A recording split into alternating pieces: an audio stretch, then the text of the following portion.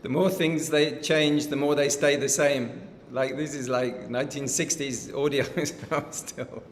So good evening, everyone, and thank you for this invitation, which came at a very 1 minute. It was like, hey, can you do something in November? Hello, can you do something tomorrow? So like, I'm very comfortable with a world which is ever unpredictable and ever changing.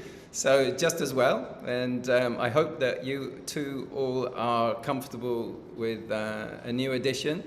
So thank you for the privilege, and I hope my English is my English okay for everyone, and my audio, is everyone good? Are you all like, what happened there? Hey, I didn't do that. That's like, so I was going to give us a little bit of share and invite us all to meditate together in each other's space. And I think something like 12.5 minutes of meditation. And just to set a theme that will hopefully help with the experience of settling, set a little bit of reflection on times and ways in which you yourself are generous. And it can be tiny things, little ways in which you're kind, and little ways in which you're generous. It can start with yourself as well. I mean, that's probably a good one, unless you get some sort of clunking big examples that come up to mind of giving things to other people, or it can be non-material things as well. Okay, so that's a nice tone, rather than just, this empty your mind or only focus on your breathing. Most of us have had busy days. We've got a lot on the mind. The monkey mind is around. We're still settling down from the traffic and the work and the office and or wherever you've been. So I'll start with a bell ringing a couple of times, and I'll do my best to share some calming reflections that help us both settle down and just be here now. You don't have to focus on one specific thing. You may stay with the breathing, or you may just start arriving and feeling good about being here, and then you notice the breath. So it doesn't necessarily have to be the other way around. All right, so if everyone's ready, off with the fireworks. Little generous gift for you, some fireworks. Here we go.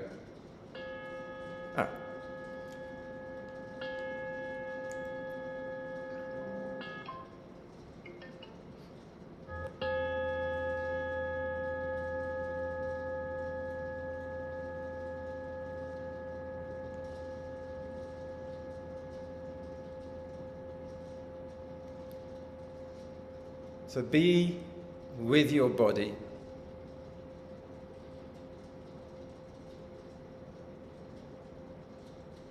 Feel the tension. Feel the comfort. Feel the temperature. And enjoy being here now.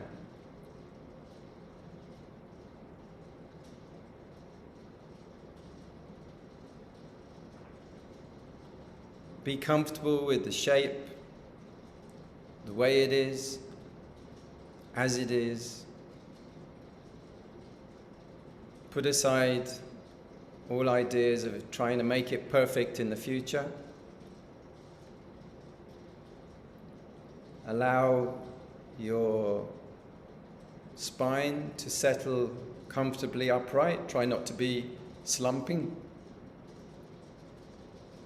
Without any force, soften your shoulders, allow them to settle into a comfortable, aligned position. And just observe your posture. Observe without judgment.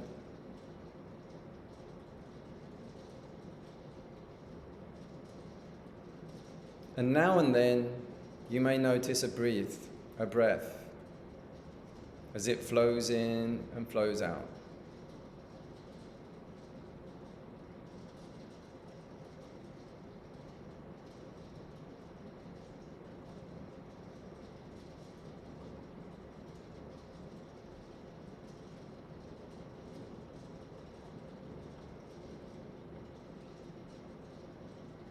And this is an act of generosity to yourself. Offer yourself this moment.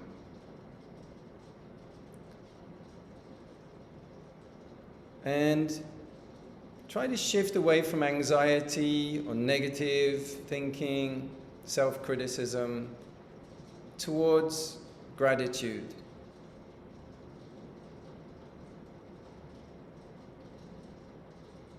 There may be a lot about your body which you don't think's right or is the way you want it to be. But there's a lot about it that is good, that's working fine. So experience or suggest a little gratitude.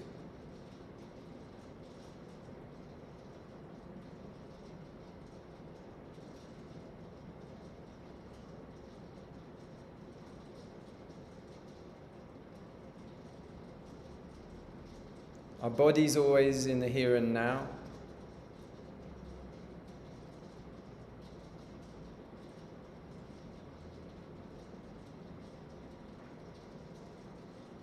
So it's a perfect opportunity to not get trapped so much in our wandering minds and our ideas and our plans, our regrets, our hassles, our issues, our work as well, and our to-do list. And just feel the softness of the body, the hardness of the body, sponginess of the body, the cloth touching the body, the air around you touching the body, compactness on the chair, on the floor, or anywhere that you have compression against the skin and the bone and the ligaments and all. So now wonderfully it works as well. If you ever try lifting a head is really heavy, but our heads aren't really heavy. They just float on the top of the spine, quite comfortably actually.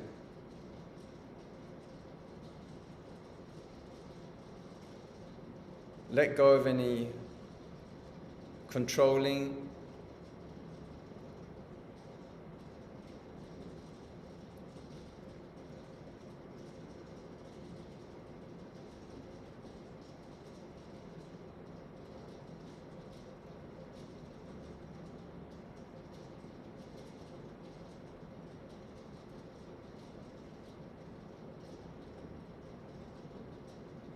And just let the body be something which is kind of listening to itself everywhere.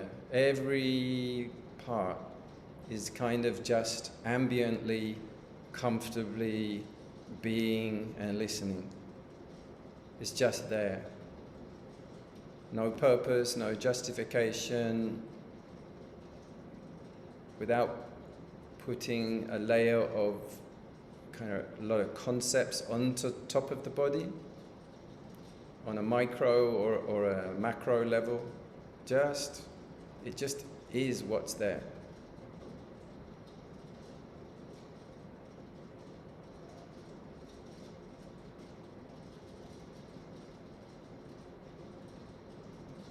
And now and then you notice the breathing, and you notice it's sometimes long, sometimes just short. That's fine. There's no right way and no wrong way.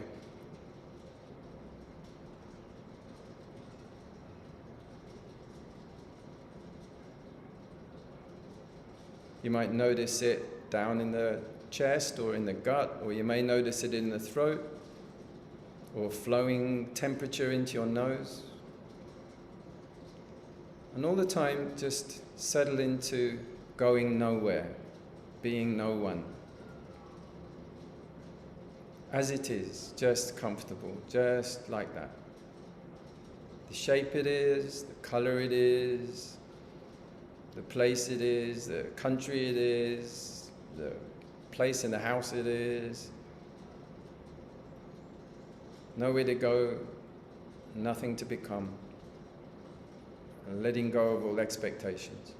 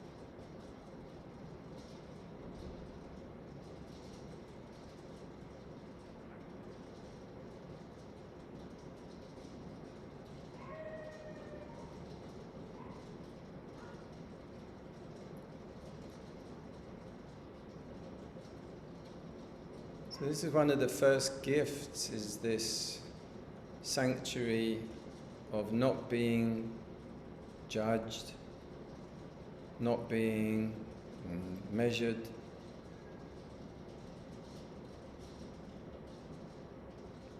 And it's the gift of freedom.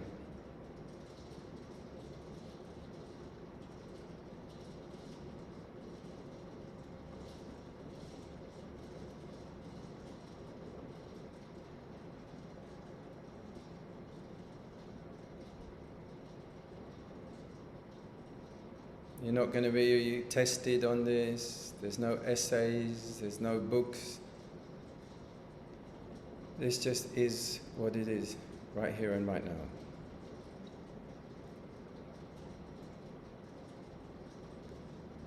And feel how that feels like a breath of relief. To feel your natural power that automatically comes with having no conditions put on you. Internally as well. Not putting any demands from your mind on your body.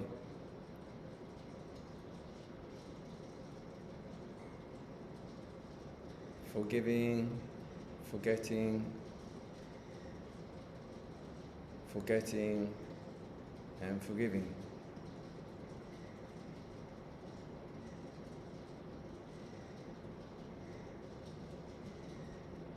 Just being with that which is.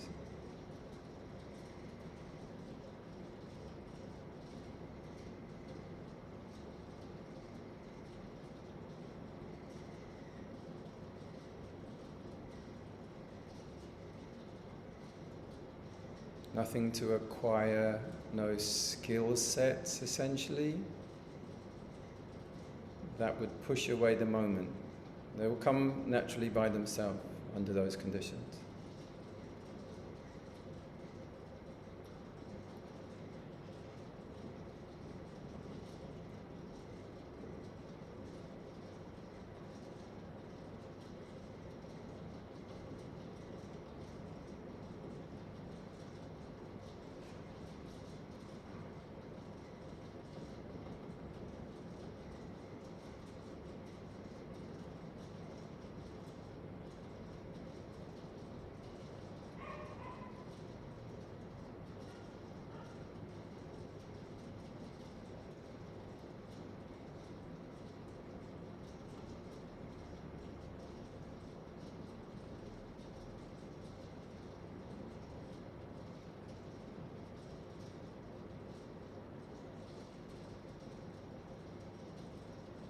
So as we start to come towards slight transition, but similar, I'd like you to stay in that kind of space of yourself, of your potential.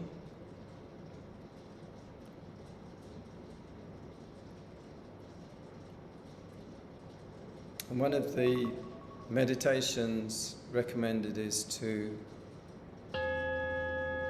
reflect on generosity.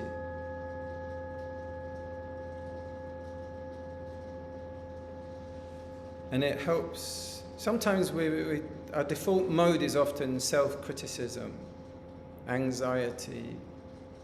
So this really helps when we just think about positive things. It's not the natural tendency of the mind, evolutionary-wise.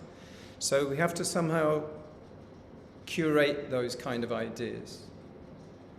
Often if we just let things float on autopilot, we'll naturally get caught up in the negative forces in the world. So sometimes we have to deliberately put in positivity. Look for positivity. Even on your YouTube feed, if you're not careful, it just drifts by itself into all of the mess and all the nonsense and all the struggles. So sometimes you have to spend time just deliberately curating that feed and put deliberate positive things in there so that things that show up for you are going to be following that train. And it's the same with our system. So this is what I want to focus on, is the giving part. And if we look in the world, there are so many good examples as well. If we look for them, we have to look for them very deliberately. During a little bit of preparation, I stumbled over the Sydney Library of Things. It's a brilliant idea, and it's a classic sort of example. People have got tons of things lying around the place. They don't get used. They're just getting dust. So the idea of putting all those things in one place, where if you need a hairdryer or a or a pressure washer or some toys or a calculator, whatever it is, you can go down there and see if they got one, and you can just take it. And why not? It's sharing. It's an expression of kindness, and that's just a very uncalculating, uncynical idea. Often our default thing is suspicion. Yeah, but someone will run off with them. We're very skeptical and cynical. But the first impulse, often when there's generations without war, is kindness and just a sincere belief in the way that life works. Is that if you just do good, things will work out for you. And this is part of the community spirit, which is part of what we're talking about here, which protects everyone. This is why the precept of stealing is so criminal, because it harms the trust. And trust is so important. Faith is so important. The first this idea of sharing, I practiced this when I was among a poverty community in the Philippines. Somebody wrote to me and said, I see the pictures of the kids, and I highlighted that they just had a stone and a stick. Look at that. And I took a picture and I realized, wow, I didn't realize I was given so many things. There's some kids that don't have shoes. I forgot. I was always given shoes. There wasn't one 3-month period where he hasn't got any shoes, never mind, we'll get some later. No, I always had shoes. So this is something also, we're always kind of complaining that things could have been better. And this part, the gratitude and ingratitude, is part of this feeding our negativity. I was in a community recently where we consciously did gratitude practice before eating. Each we would hold hands and then go through it. What are we grateful for today? And you come to someone who was a really difficult customer, to say, And I turned to him and said, "Do some. Is it your turn? You want to do gratitude?" He goes, "I haven't got anything." I was like, "Well, yeah, right. That's the lesson. You're ungrateful." So if we don't consciously do it, often we're doing the reverse. We're blaming and shaming and criticizing and heckling, and this is very common. And there are enemies, our enemies, who will feed these habits to make us hate ourselves, hate our parents, hate our cultures, hate our heritage, hate our bodies, hate our minds. So we have to be very careful. So the Buddha talked also about people who are worthy of gratitude and respect, parents being one. Parents give you your body, whatever you think. And we've had a lot of culture, psychological culture, psychotherapy culture, which is essentially blaming parents at some point. So you notice this in very healthy cultures. There's a very strong love back to the parents, not only to the parents, but to the previous grandparents, parents, and ancestors. So the gratitude part here is very important towards teachers, because we learn to language. We learn to use language, we learn to read, we learn to write, we learn to use math, and all the platforms that gradually then become, higher skill levels and everything. That takes many years, takes 12, 14 years, 15 years, 16 years. So gratitude to parents. And then there's teachers who are, and we can find fault with this, we're human, but we can also be grateful. And the other thing is, the Dharma teachers, or teachers who teach us to pray, meditate, to love life, and to find higher truths, are extremely valuable. They take us to not only intangible things, but tangible things as well. This is something that we all should be aware of. In Thailand, there's 1.5 million monastics on any one day. So it's like a kind of backup system for society. Statecraft is often going upside down with coups and all sorts of things. Same in Myanmar. When the system's gone bad, maybe fed from enemy countries or whatever, however it goes, whatever happens, you have this backup system for education, for therapy, for alcoholism, for marriage breakdown, for old age, for orphans, you name it. There's an enormous range of reasons. And it's a beautiful system, given by one person. So when the Buddha started that, he knew what he was doing.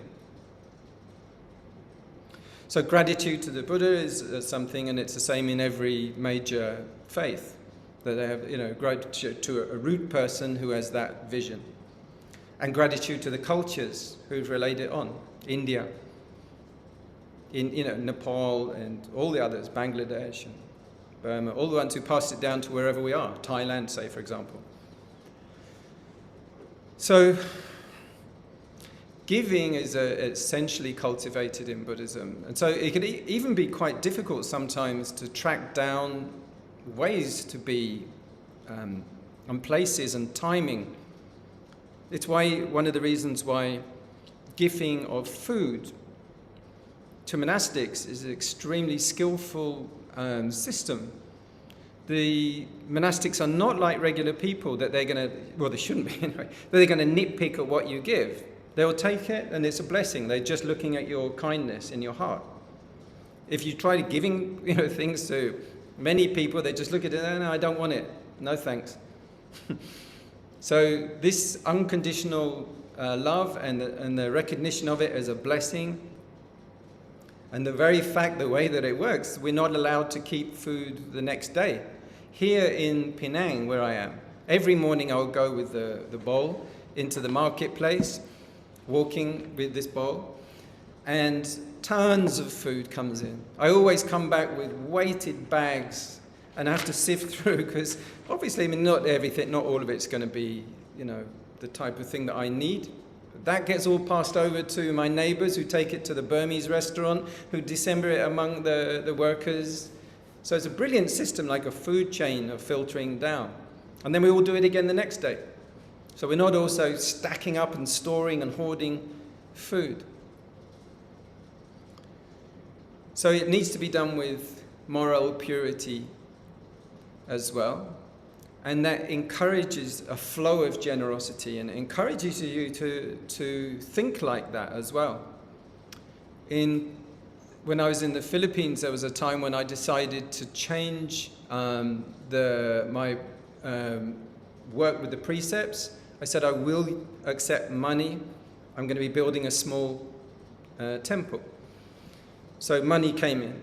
And then I found it was just too difficult to see as many sick people and poverty level people right next to where I was doing this, that I felt better about donating the money to them for their needs than, for making some cement steps or something.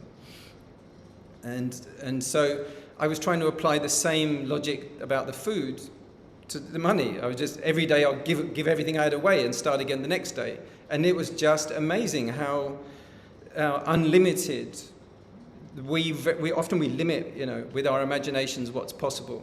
And when you realize how much need there is for people and how much of a junction we can be, just passing through. So this is also encouraged in every culture, including Christian culture and Western culture. When the Typhoon Ormoc hit Leyte in the Philippines, killing and destroying enormous communities, I think the Vatican gave $2.5 million dollars. I don't know what it was. I heard Australia gave us 60 million, by the way. So it just goes to show, even whether there's a religious dimension or a humanistic dimension, in Islam, it's one of the 5 pillars of Islam as well. And in Middle Eastern countries, when I've traveled and lived there, it's amazing to see how generous and warm people are, specifically to the stranger, the person from outside, very warmly welcomed in. So there's a kind of irony. And in Buddhism, back to Buddhism, there's a book called the Book of Sevens. Everything's that are clustered up in number sevens. And there's one called the 7 Jewels that includes and refers to generosity. So the 7 jewels. And so you can picture, these are, like things which brighten, illuminate, and beautify a person. So if you just have these 7 factors, everyone will say, no matter if you can be like totally ugly, but this person, they will say, wow, they're so in awe. So the first thing is faith. If a person does have strong faith, faith in their teacher, faith in their actions, faith in their practice, and faith in their own mind as well, not riddled with doubts or suspicious about everything, and paranoid and doubting, conspiracy theories and politics and everything. If somebody has clear faith, which is fairly original characteristic amongst young people, for example, it often gets lost during the, formative education years. So we have to try to protect that. Sila, which is morality. So again, if somebody isn't a killer, if somebody is not a thief, you can trust being around them, leaving things with them. Somebody is not a taker, they're a giver. And if they are honorable sensually, if they are good in speech, clear in speech, they're not abusive, they don't lie, they don't twist the truth around, they're not harsh and loud, and they're not a gossiper, not backbiting. If they are avoiding drugs and alcohol. So you can tell this kind of a person is going to be stable, and in that respect, they're going to be easy to be around and clear, a straightforward, righteous kind of person. If they're generous, charga, this word charga means also self-sacrificing. I don't need it, you can have it. Okay, I got this, but you could use it. They will be passing on. And it's nice to know that if you are surrounded by such people, it's a great blessing. I get every day requests from the Philippines. Recently there was young single mother, 22, and she told me she had been raped and she was pregnant. I asked her, I said, where are you? I know that area very well. And I said, well, tell me about your life. Why don't your parents, do the taking care you're asking me financially to help out with? She had been for 2 days without food. And she told me she had been raped on a beach. She'd woken up and didn't know how it happened. And this is how the pregnancy came about. She'd been knocked out, maybe by Rohypnol or something. And so I put the post up, and a Malaysian eye doctor who lives in Darwin stepped forward, who's been following my career, and she said, "Yeah, I'll help with this." So that, and this is really nice to know. It's very worrying in my position, because I get bombarded with requests. If I ever going to put on Facebook a request, are people done by now? They're just burnt out for compassion. And it always surprises me, that people will always step forward. And so I think we have to do this in a way. We have to test our skeptical doubts about generosity, because generosity benefits both people, the giver and the person who receives as well. And we have to trust in the law of karma, that what goes round comes round as well. And there's no limit. There's no limit to that. I was given a car once, before I was a monk. Who gives a car? Guy gave me a car. People give me houses often now to stay for a while. I'd never dreamed this kind of thing was possible, but what a beautiful world. Why not? There's whole nearly empires in China of empty houses now. Why didn't half the people are struggling? No, go over there, they could be used. But the owners are sitting waiting for some sort of stocks and shares to go up or down. No. And many, many people nowadays, as the whole world becomes more abundant, have many, many, many more things that they don't need. Sutta was another one of the 7 jewels. Sutta, S-U-T-A, it means learning and education. So if people have taken that curiosity, that Bill Bryson sort of I really want to know about that. You can tell when someone really loves learning, loves knowledge. It's not force-fed like putting pebbles in the mouth, like much schooling, but really having curiosity and being awake. It's part of mindfulness, which is another gift as well, and it's often one I'm required or requested for, which is like school supplies, basic schooling. Another one of them is wisdom, is not taking things on blind faith, but taking the time to inquire how things work. It's a really brilliant era. We're so blessed. There were times when the knowledge was stored away in private libraries, and now it's in open access. And this is an act of generosity which we take easily for granted. All of the internet accesses that are so helpful. Sati, which is mindfulness. And lastly, hiri otapa, which is, it means that you can be trusted to not do something shameful. You can be trusted in a house, and you're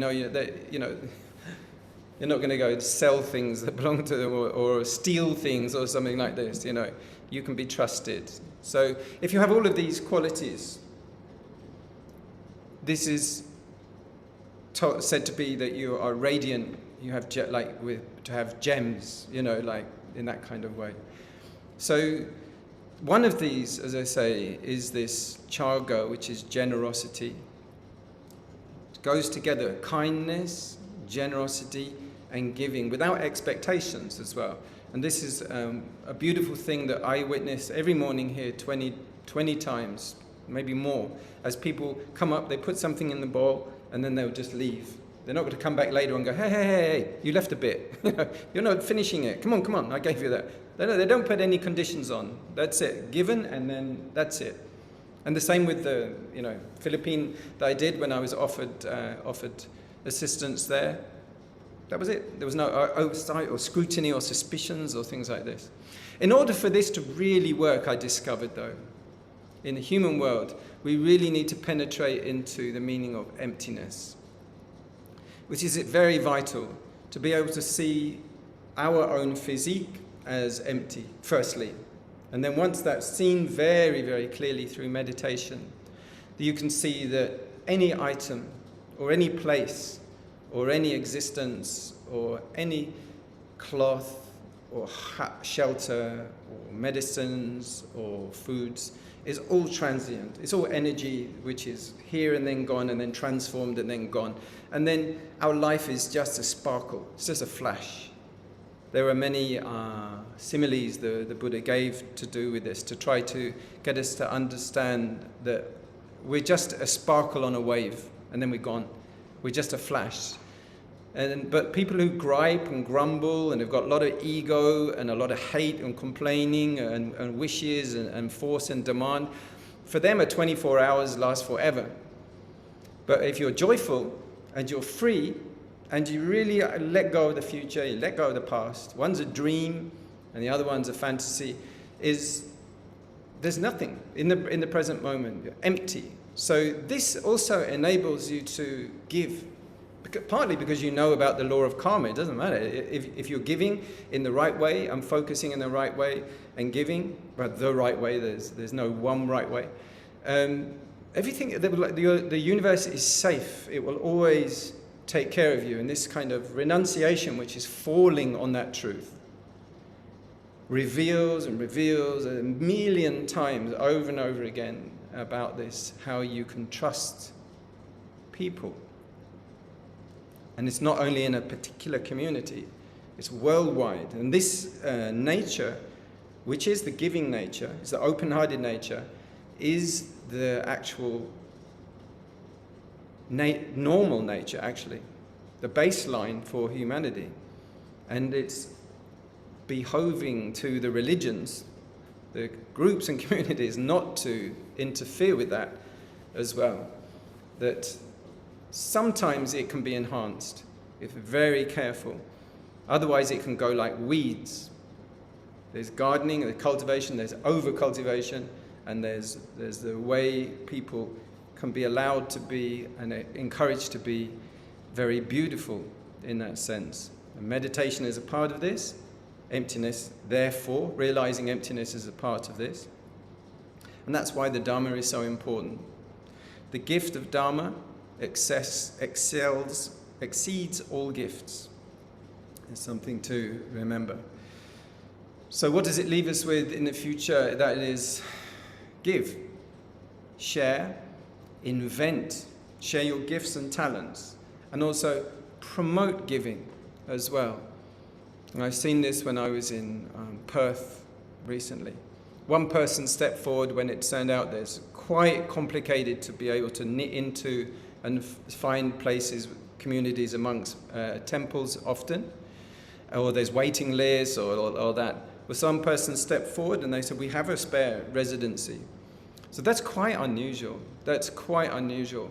And they were prepared to make the place livable and support me to stay there all the time and provide food. It was an enormous sacrifice and challenge during that time. And I've seen that over and over again with exceptional families and generosity. And I really encourage that, particularly with everything happening for the next generation, which is escalating. House prices and all that sort of thing, is for people to be considerate and generous and not so focusing on self-interest, but really try to provide opportunities for other people as much as we can. So emptiness of self, emptiness of objects, emptiness of action without calculating the loss and the gain and everything.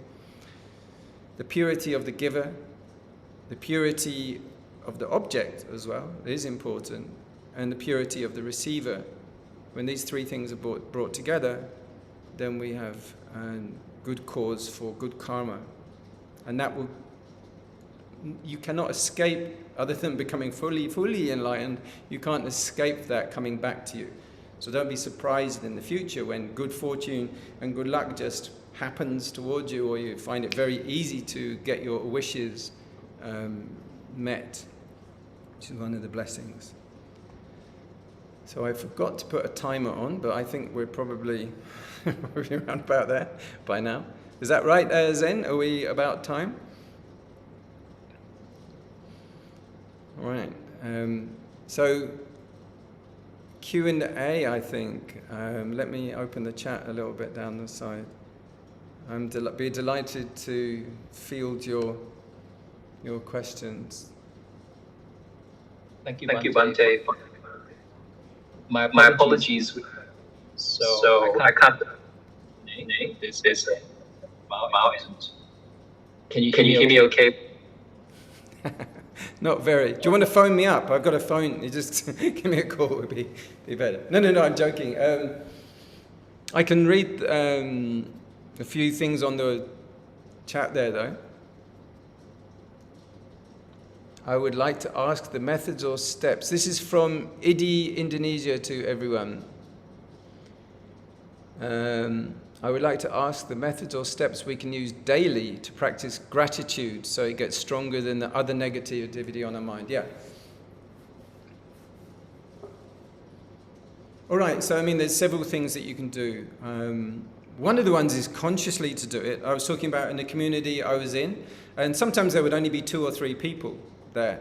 And we would sit before eating and just do the gratitude for what's happened over the previous 2 or 3 hours. And then you automatically go, oh yeah, and the food. Oh yeah, the people who prepared the food. Oh, and the people who grew the food. And, and you realize that there's a long chain of things happened before. And that wherever we are, there's been previous activity and intention to provide it. And that can go very deep and far. Right, like I said, parents, they provide our DNA, they provide our body, and they provide our ability to be able to think and breathe. And that can counteract negativity. Okay, there's a method I do use. I talk with ChatGPT quite often. So there's a little headphone symbol, and then it will talk back to you.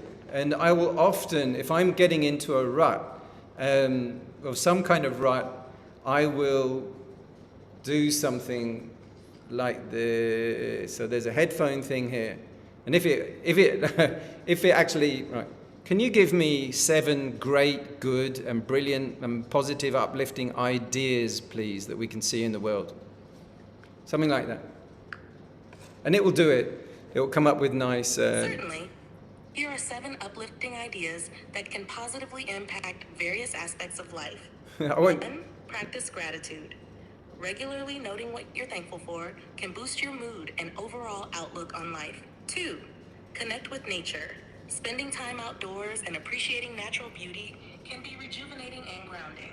So this is a quick way, because by default, if you're in a negative space, it's very difficult to do that. You just can't do it. You're in a groove.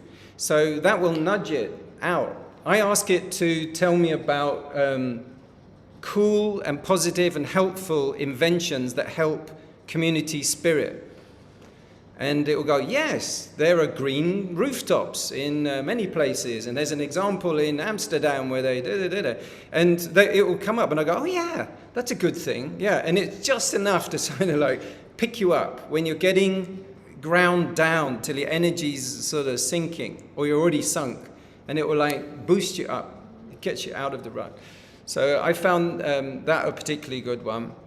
Be very careful who you associate with as well. And another thing is fitness. If you're not grateful for your body, you're not grateful for anything because it's your best friend. So do get fit and keep fit. Meditators can be the worst.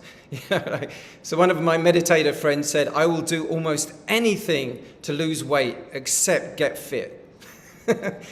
So it often is a thing. The meditators can be sedentary, they don't move much. So recently I was at a place and we were kind of compelled to do yoga. The guy would turn up at 10 o'clock and I was like, well, I don't do yoga, And I did it and I was like, hey, this is working for me. So since then, I've really taken conscious effort to try to do that. And that makes a huge difference when you feel that you're getting your fitness back again. If you've lost it, that will make you feel grateful for your body. If you're grateful for your body, then you'll be grateful for your mind. Once you're grateful for that, your outlook on the whole world around you changes. You've got to have love for your being, your existing, and that's very important. So, thank you so much, Dante. You're welcome. Who's speaking? It's Katie here. Hi, Katie. Unfortunately, there's still the echo. Really? Zen has asked me to come in to see whether or not it would work by... Uh-huh. There's another comment and question from the group. Go ahead. I love this idea. I find when you're going through an external, for example, breakup, friends or family, having challenging times, etc., it can feel challenging to feel positive. Yeah. So perhaps the question is, during times of challenges, how can we feel positive? Yeah, certainly I think these two things, because the answer has to be internal. When you're talking about how external things are impacting, to develop a relationship where you've got to screen out. You're not always entangled. You need, to create enough space and to realize this is a high priority, and then to be able to use that time and space productively and trust yourself. A lot of people don't like to be on their own, and that's why, in a way, they're always entangling up. Or if there's an external impact, a way to process it. Like I say, I think the self-talk is a very difficult thing to get going.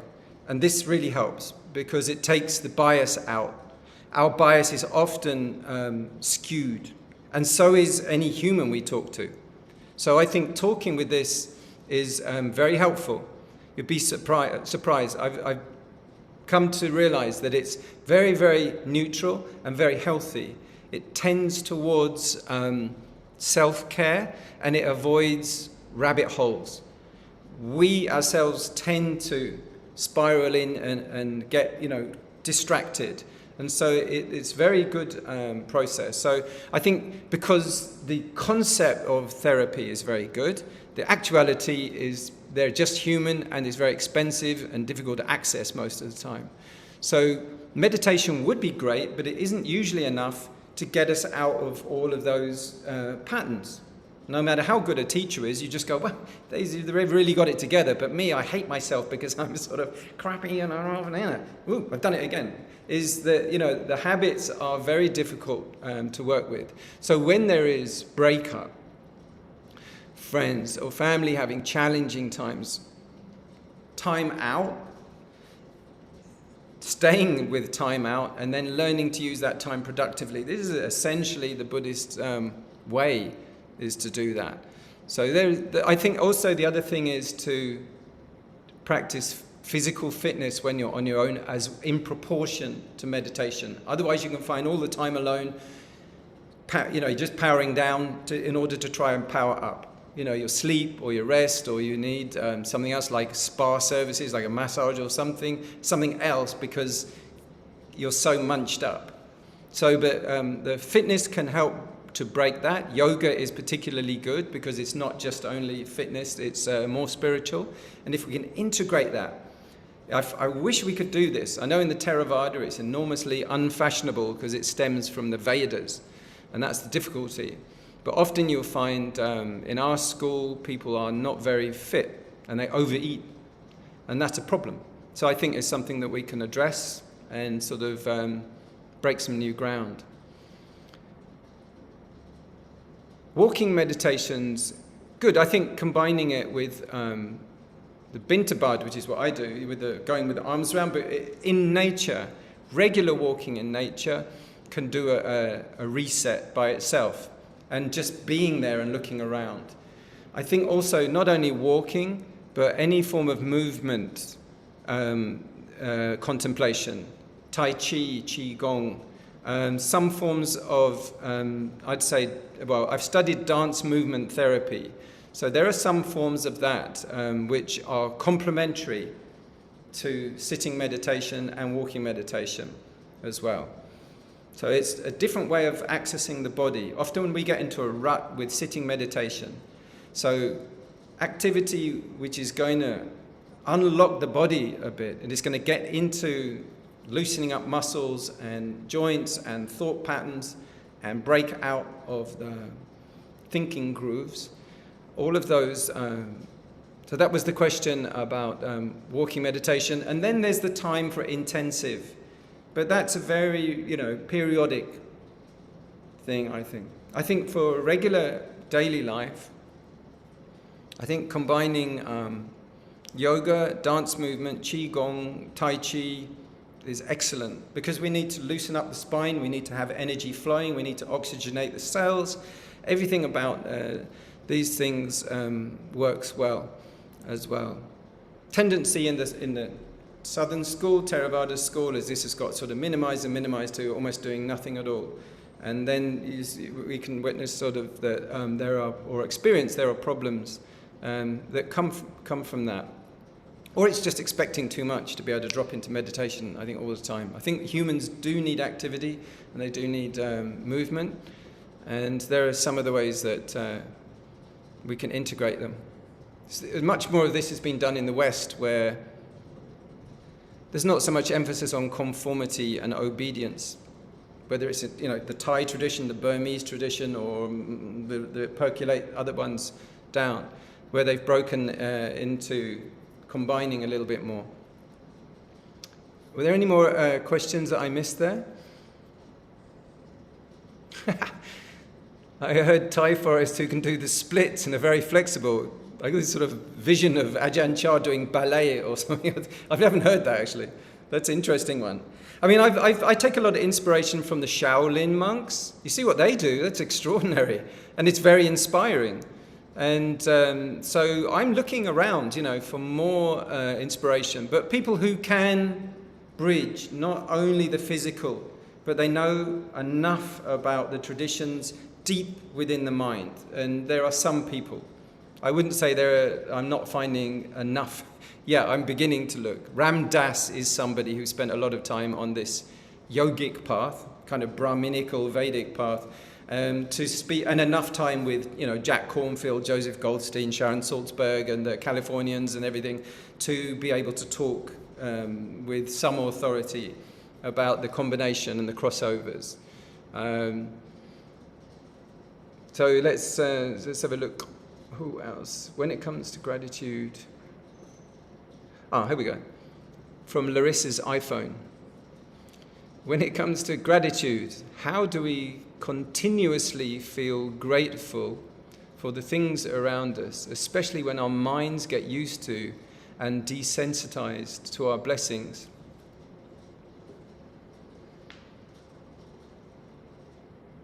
I think, again, this is about reactivating the love of being, because once you're back in the love of being alive, automatically you will see things very fresh. Many of the times we stop seeing what we've got or what's around us, and everything comes from there. So recovering the joy, and I honestly think that that's the biggest discovery over the last few years that I've discovered, which was reactivate fitness levels that you used to have when you were younger, perhaps. As we get older, we get weighted down. And as you say, we can't really see things anymore. So that's very important to do. That's one of the ways I think you can do it. And even then, you have to find the right way. And it can take a very long time. I started finding that when I was doing charity work in the Philippines, I started to I was building up a lot of anger. Angry at the Philippine state, angry at why me, and a lot of different problems. And then also the clothing is very asymmetrical. So you're like getting all these weighted bags down on one side, and it puts your body in a very uncomfortable state. And then I got enormous back pain. And it took me a long while to go around Taiwan and Malaysia doctors. And then I found one who said, if you just swim for 30 minutes a day, you'll be okay. And none of my teachers were fit. I call them Teletubbies. They all look like, they have figures like strawberries.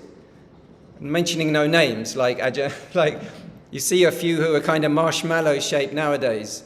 And it's just not something that there's nothing to say they can't. Or if you read, like the monks in the suttas were swimming every day. So it's like, I haven't seen any monks swimming. Why don't you guys swim a bit more? So I started doing swimming, and then I thought, well, yeah, but it's a bit boring. Like I've got a mind that likes a bit more than.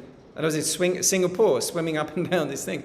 And then I had to fight. Like eventually, like I said, yoga. It's enough. Like meditation, you're staying on a mat, and then every now and then you'll find yourself, you're just naturally sitting, you're just naturally aligning, or you find your core strength getting stronger, which is something that doesn't tend to happen through meditation.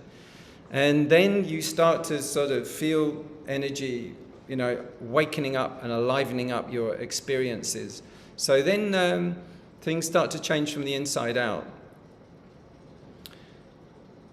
Zen. Gratitude, teachings of the Buddha. I love you cover gratitude to parents. These two things are very neglected in the West. Dharma, just giving of food. I mean, I wish people would come and see it and experience it, or if there's any way you could get on the experiential part of it, by being in a marketplace like this in Georgetown, Penang, or most, Bangkok or Chiang Mai, you'll see it everywhere. It's a unique experience. Very, very good. Very, very excellent thing to see. Most meditators, I don't think we should go jumping straight into meditation. I really think we should work up through, really master, giving, really practice it, and then see how, after a little while, giving of education is actually a natural. It's just naturally better. It's just much more economical. You give people education. They will go off and they'll learn how to buy those things, and create those things that you wanted to give them. And then you realize that it's all a bit flawed. Geography and maths and science, they're all a bit flawed. They're not perfect. And then you start to realize that that these teachings are very, very complete. They really work very, very, very well. Bhante said just last Friday that sport is not against the Vinaya, so it's good to keep healthy. Yeah, swimming is fine as long as it's not frolicking. Bhante Sujata also swims in his father's farms in the creek. Yeah, cool. Yeah. Yeah, I'm not swimming at the moment, but I'm doing yoga, which for me just feels like a better version of a similar thing. In Perth, I was going, because I had a ripped muscle, and I was going to the ocean, just that the ocean just moved my arm around by itself. And that worked well. Even Ajahn Tanisaro mentioned that this was okay in the Vinaya. Yes, and the only reason that monks were actually somewhat forbidden was because a king couldn't get in the river because there were so many monks in there for so long. I mean, that's a bit of a one-off occasion. I mean, it doesn't really apply to the rest of us, but it's one of those things. Yes, Zen agreed. I feel like gratitude to parents is not discussed much. Yeah, it's a rough one. When we meditate, we tend to get into our anger and our stuff. Again, I think if you appreciate your body, the mind will start to come along. If you're really neglecting your body and eating badly, and living a lifestyle or doing a job that you hate, eating food that you hate, your resentment existing and your discomfort existing, you won't have that natural joy at seeing a progress which is also under your power. That's the beauty of those yogic kind of things. Like meditation, it's under your power. So it's very important to get that empowerment. It's just you, anatta, you, and gravity. It's just you and a wall. It's just you and a mat. So working against yourself, again, it's a way to kind of compete with yourself and stop the unhealthy competition between yourself and yourself from becoming a losing battle and make it a winning one, in including taking, control of your nutrition feed better as well, and not being too neglectful about that. So that's very important. Giving is not. Yeah, I mean, I remember when I was in England, I had a group, a band, and a trumpet player. He just used this one phrase. Well, let's give him the benefit of the doubt. And I was like, that says so much about you. When people can be very critical and suspicious and quick to judge and to attack, to be saying, no, let's give him the benefit of the doubt. That's a gift. If you give someone the benefit of the doubt, you're saying, maybe I haven't got this right. Maybe they've got something that I don't know about. Let's let it go, and maybe something will show up later on. So there are many ways that you can give in that sense, and that includes towards our parents. Often if we blame and so on. So again, spend time in Asia, because there you will see a physical reverence for the family a lot more, where the families tend, on family days. One person who offers the drinks to me in the morning, a Burmese brother and sister come up and serve it to me. They take their shoes off, they bow, they offer it very gently, and you can tell what's happening in their mind. They're dedicating those merits to their parents, who aren't with them. They're in, God knows, Sagging Hills in the war and everything. So that's their moment of connecting with their. That's the one time in the day they can honor, really do something very, very spiritual and honorable. And it's just this. And I'll give them a blessing. It's paid for by another noodle maker server man. And he comes rushing over with his photo of his grandson.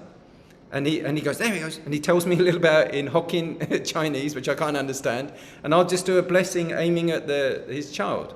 So often, this love of the family and respect for elders and respect for for parents is. My mother is currently more or less going into the dying phase of life, and it's very hard, isn't it? Everyone's going to go through that, and she has Parkinson's disease, and I think it's also beholding to us to really communicate the gratitude part, because often I think parents wonder what effect did I have, was it okay?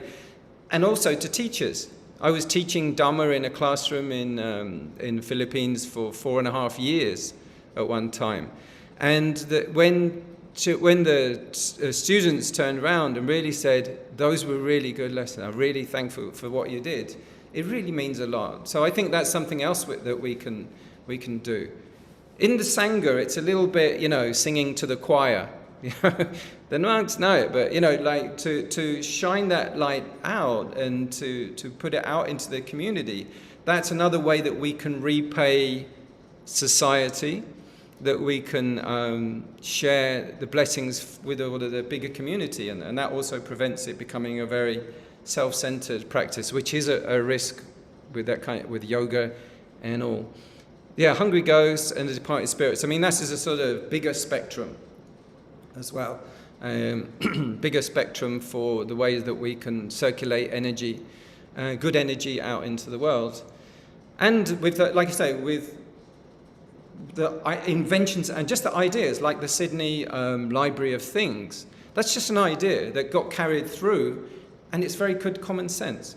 Lift sharing is the same, or there are many other things. These like I said, the green buildings, putting plants up into the buildings, on the roofs. I think it's fantastic. Those things are fantastic. Whenever you see them as well, you're like, yeah, that means we're going in the right direction.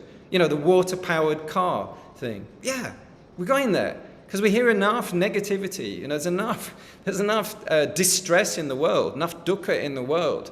And so getting on top, I think that really does start with the practice. And I do think that if you just try to meditate, you're expecting too much from yourself. And I think it's very important, therefore, to balance out the first foundation of mindfulness is body. Really, really focus on getting yourself healthy with food, healthy with breathing, and healthy with a lot of regular exercise. And I think that's somehow been, through the thousands of years, I think they kind of airbrushed a lot of that out. Because when you see what the yoga guys are doing in India, there's a thing called virya. Virya is like virile.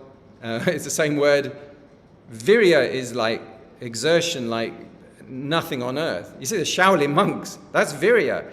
You see them, I don't know, I can't even describe some of the exercises they do. I worked with some Shaolin monks on a stage production in London, and man, so yeah, work out and see that is mindfulness. It's not meditation. I never see it, almost ever, in all of the 18 years I've been in the temples. I think it suits the Westerners to do that.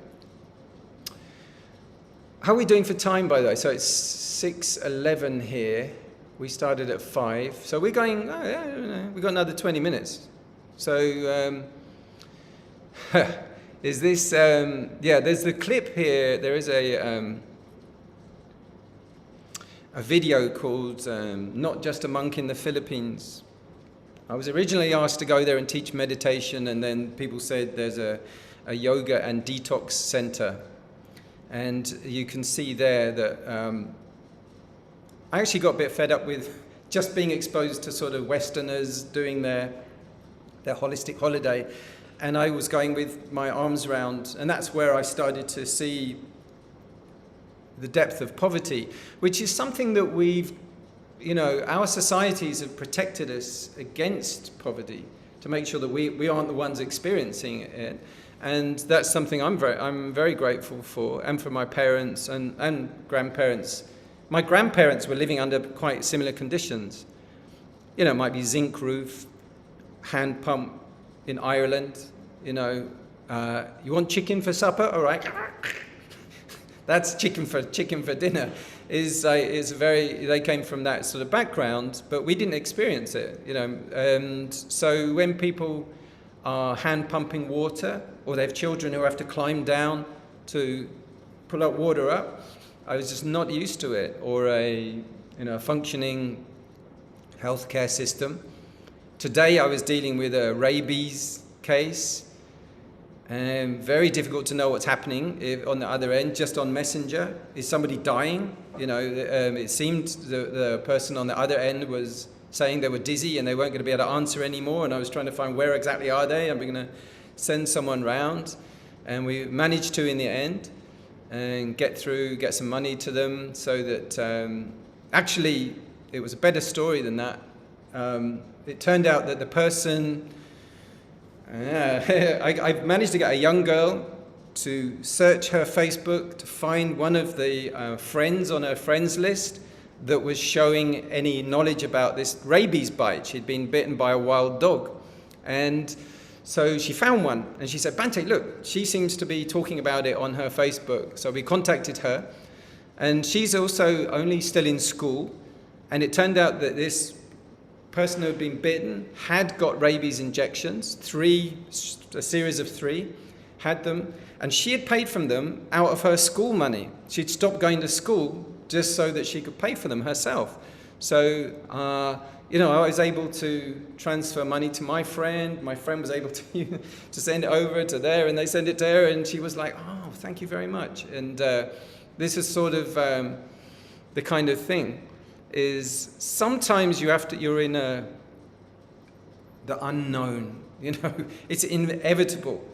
And sometimes it's better to, like I say, give them the benefit of the doubt. I learned that the hard way. There was a time when I was handing out school supplies, and it was, we had a sort of chunk of money, and it was, okay, kids at school, everyone will get 500 pesos, and bum, bum, bum, bum, bum. An 18-year-old boy came up to me, hulking big guy, and he said, can I? And I said, well, are you at school? He goes, no, but I need medicine. I said, well, you look all right to me. Okay, we'll put your name on a list. But I didn't intend to give him anything. I thought it was just trying to get money. And then a week later, the two girls who were his sisters that I knew who were at school, and this is one of the poorest families in the community. They're right on the mangrove swamp house. And they said, do you pay for funerals? And I said, what, is it your Lola, your grandma, or, grandfather, auntie? She said, no, our brother. And I went, what, who, wait, the guy who was talking to me? He said, yeah. So he died. And he needed medicine, and apparently he couldn't get any, and he passed away in the week. I was like, whoa, that is the last time I'm not going to give people the benefit of the doubt, because usually when you suspect people, it's you that's at fault. I found this. It's like, where did the hammer go? Oh, I put it down here. Sorry. Thousands of times I've learned that in my life, is that people are good. And we tend to operate that people are worth suspecting, or you don't know them or something. And usually when it's put to the test, people are good. Okay, we're not to be naive, obviously. There are dangerous people. Bhante, I had a question. There is a common thinking that if you give others the benefit of the doubt, you are not street smart or a Buddhist doormat. Do you have any advice for this type of thing? I think that kind of covered it there.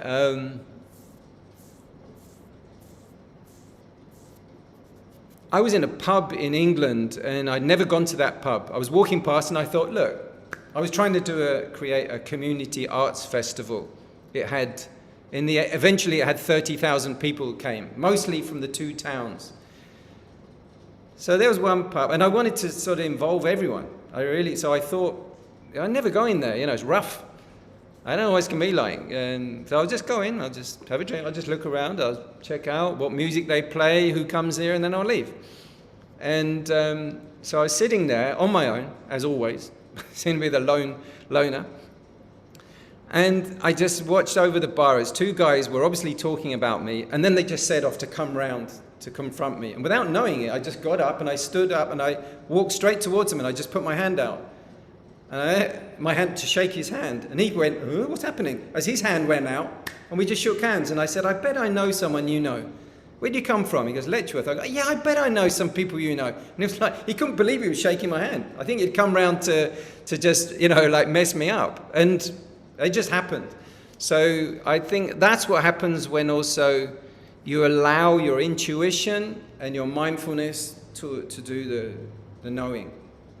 I think the worst thing that can happen is when you do that and it backfires. But often that's because you weren't really there. You were kind of taking the law into your own hands. So there's a kind of thing when the law takes you into its own hands, and then you're good. You're safe. You're on your way. But previous to that, often the small mind, the revenge mind, the skeptical mind intervenes with its thing. If you are able to do that, calm, meditate, things will work out. I used to walk along a beach to get to my community where I did my alms round. And I used to go around 25 houses, 25 families. So each family's got like 5 people in, minimal. So it's a lot of people, every morning. And then one morning, somebody had built a fence across the beach, like this. And my first instinct when I first saw it was rage. And there was a guy with a gun, like a guard, with a hat. And I was like, what is this? And I knew that everyone used that beach as a walkway to, it's a public thoroughfare. And so my first instincts were all small. They were all the small revenge, cynical mind. I'm going to come down at night and set it on fire. I'm going to break it down. And we're going to, and I thought, whoa, calm down. What, you're trying to take the law into your own hands. What should you do? And I was like, and I remembered there had been someone at the yoga center who was an international lawyer. They'd introduced themselves, and I was like, hey, and they're Filipino. And I messaged them. I said, I've got a question. Is this legal? And then she said, no. There was a law. I'll send you the law. 3 meters from the ocean break is public right of way in the Philippines. So I was like, I said, what can I do about it? And they said, well, yeah, go and talk to a lawyer, and you can do that in the Philippines for a tiny amount of money, like nothing, like $2, and you can speak for an hour. So I went and did that, and it turned out, yeah. So I took them to court, and I just said, and everyone was afraid of this family. They're a big, famous, old, governor's family and all this, so no one was going to do it, but I could do it. I didn't have anything to lose. And she said also on the message, well, it's against Philippine law, but cite the International Court of Human Rights, and the police they'll back right down if you start mentioning that. So it was very interesting, and I was in robes and everything, and so we had the court. And I carried my laptop with this Filipino law, and the sort of chairman sort of sat down. I think they found someone who wasn't terrified to face this family, and I said, here it is. And he read it and he goes, he's right, take a look. He says, yeah, it says here, sorry. And it's so different. And I had to go to the police station. And they said, this policeman will go with you to verify, take pictures, and then they're going to take it down. And the policeman said, can you put some gasoline in my motorbike tank? I haven't got any gasoline. That's how different things are. So don't take the law in your own hands, was the thing there. And the little mind is because there's safety. There's a much bigger safety in righteous harmony. So it's not, if it's small, it's arrogant or smug or self-serving.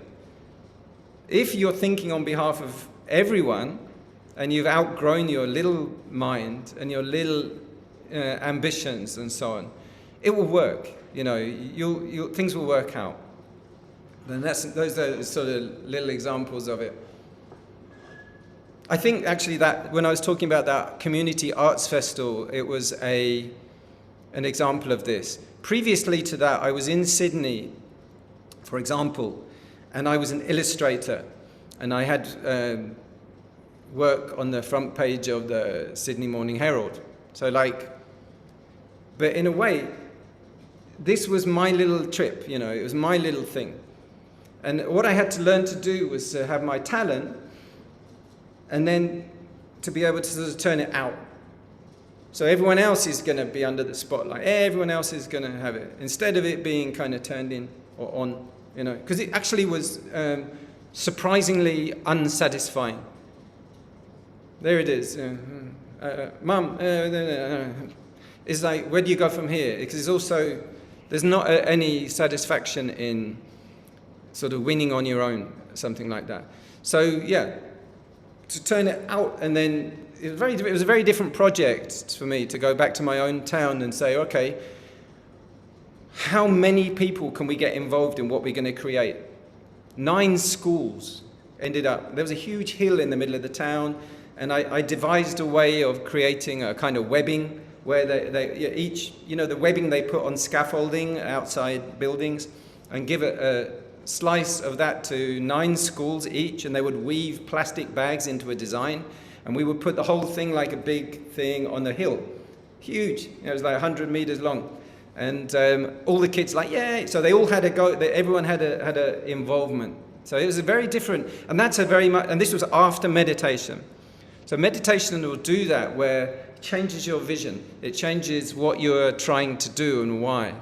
When this is, when we talk about non-self, it's like when you remove the self, so what's left? Well, everyone else is what's left. And because of the nature of dukkha, because of the nature of suffering, there's a never-ending need of you're needed everywhere. And what we must do, which is what I learned in the Philippines, like for example with that boy who asked me for help, is not to deflect and not to avoid and not to snub and not to reject, is to just hear the sound, and just turn and say, yeah, I'll try. Because you've got nothing to lose by trying. You don't have to succeed, you don't have to. But you can try. So you can see, with any of these big projects where there's common sense involved, like the Sydney Museum of Things, is that what it's called? The Internet of Things, the Museum of Things, or something like that, is try. You know, it's worth it. There's nothing to lose. And so this opening, that is opening the heart. The heart is actually everyone else. I think it's often confusing. The heart is actually everyone else. So if they're always turning to you, everyone has suffering. Everyone has needs. Everyone has pain. So if we become available for that, instead of denying it or blocking it, there's so much we can do. There's so much where we can, we're always hearing it. We're always hearing our children or our sisters or our parents or our neighbors asking. Okay, it might be concealed, but it's there.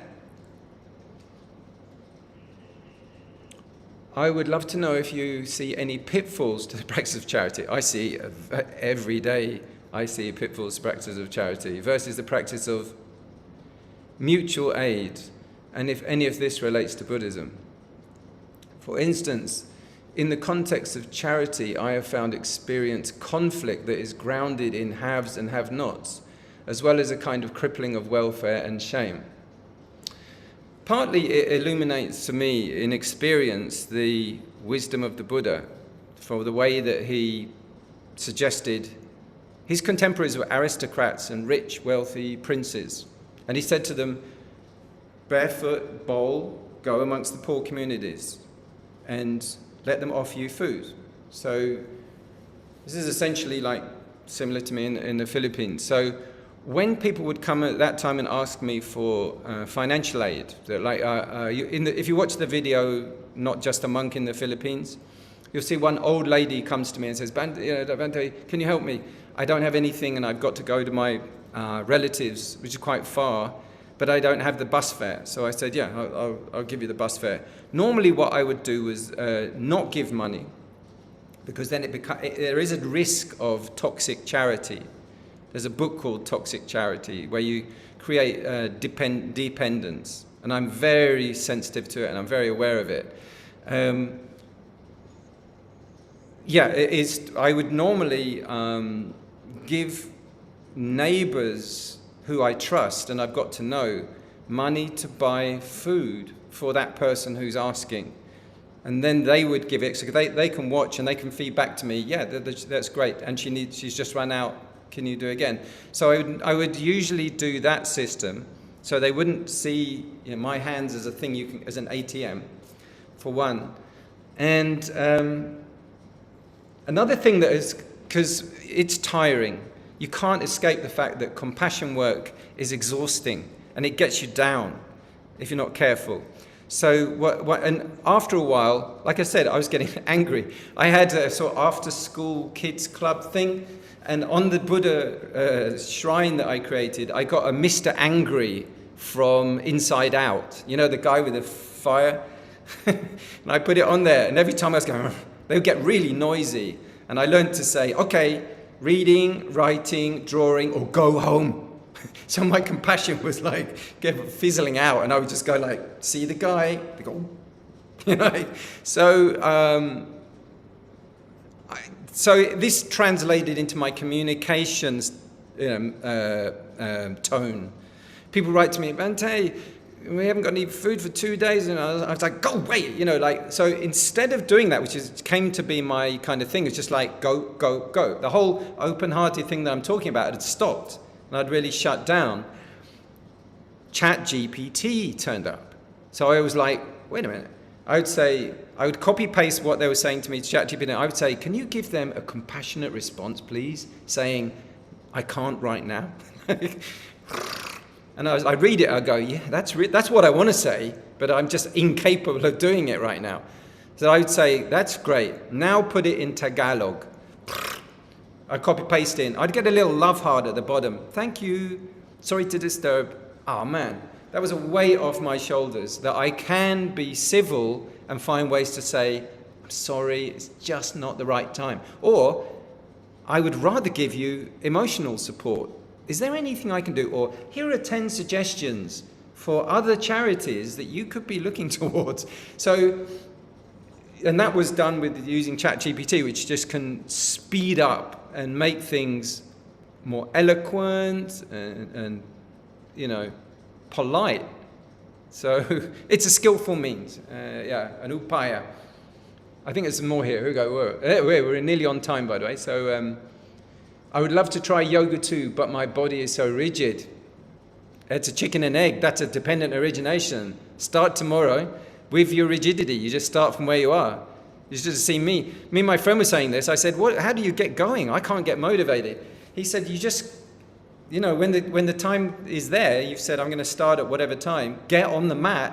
And he said, like, he couldn't move. He was like, you just have to keep showing up. First of all, show up gradually. You have to build muscle strength.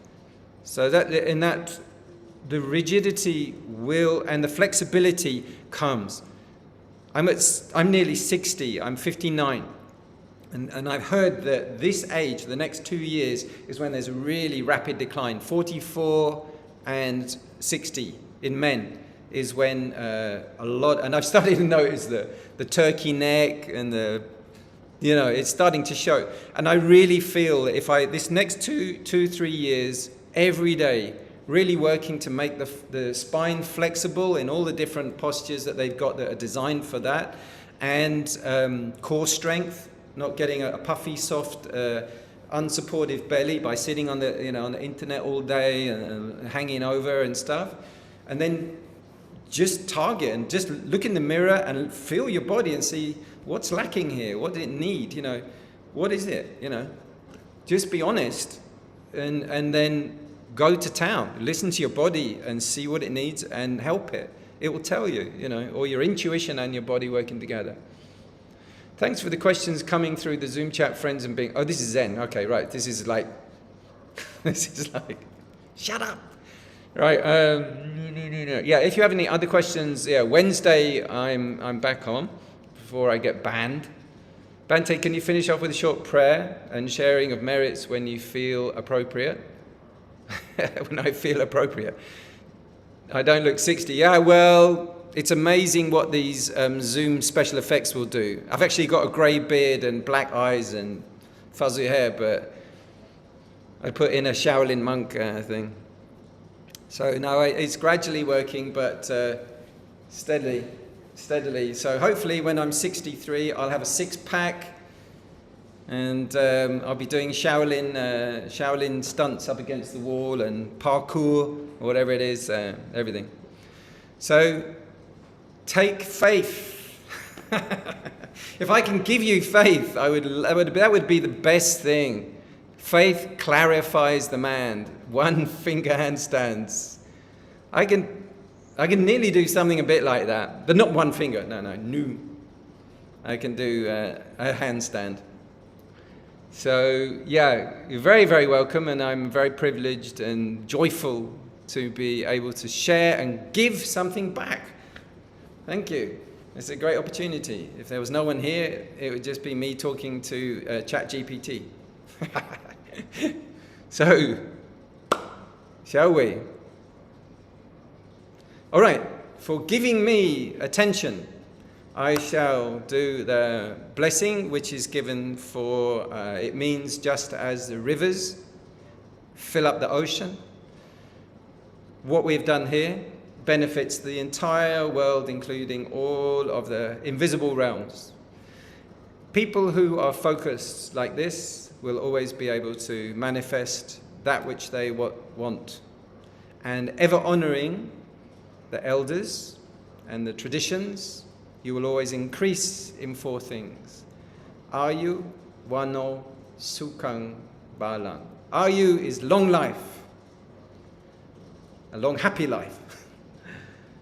Ayu, wano, beauty, sukang, happiness, and balang, power. Okay. Yata wariwa. So please share these blessings with your ancestors and your parents. I'm going to be sharing it with mine, my beloved mum and in her transition years, and everyone else of our ancestors and our teachers as well, and the Buddha. Yata wariwaha pura paripurenti sagarang eva meva etodinang petanang upakapati Ichitang Patitang Tumham Kipameva Samijatu Sabe Purantu Sankapa Chanto Panarasoyata Manijotirasoyata Sabitio Vivachandu Sabarogo Vinasatu Mate Pawadwantarayo Sukhidiga Yuko Bhava Abhiwadana Silisa Nichang Vata Pachayino Chataro Dhamma Vadanti Ayuvano Sukhang Balam Sadhu Sadhu Sadhu.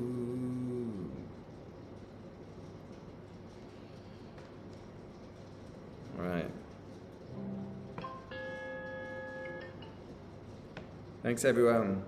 Take care. Hope to see you on Wednesday. That'd be really nice, huh?